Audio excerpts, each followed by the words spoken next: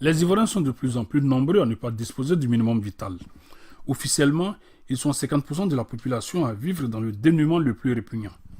Ils n'ont plus les moyens de se nourrir correctement, acheter des soins de santé en cas de maladie, scolariser leurs enfants. La cause, ce libéralisme excessif qui fait de tout, même des besoins élémentaires d'un peuple, une valeur marchande et donne à tout un but lucratif.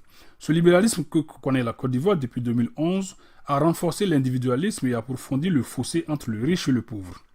On est bien loin de la théorie de la main invisible de ce libéral bien connu qui veut que la recherche par chacun de son intérêt personnel concourt à l'intérêt général. En Côte d'Ivoire, depuis un moment, le pauvre devient de plus en plus pauvre et le riche de plus en plus riche. Que faire donc? Il s'agira de faire de la Côte d'Ivoire un pays social. Il s'agira de faire de la solidarité nationale le fondement de l'action publique. Il s'agira de mutualiser les énergies, les ressources, tant financières qu'humaines, afin que les besoins élémentaires de chacun soient les besoins de tous. Concrètement, la Côte d'Ivoire a besoin que ses dépenses publiques soient réorientées vers le bien-être de l'Ivoirien. Concrètement, il s'agira de réduire les dépenses ordinaires de l'État.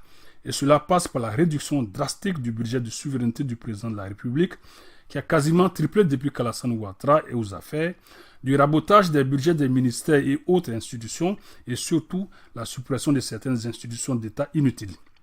Ces économies et l'instauration d'une TVA sociale sur certains produits de luxe et nocifs à la santé financeront des projets sociaux de développement avec l'État comme maître d'ouvrage.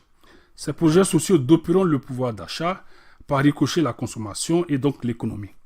La Côte d'Ivoire sociale et solidaire n'est pas l'État-providence. La précision est détail.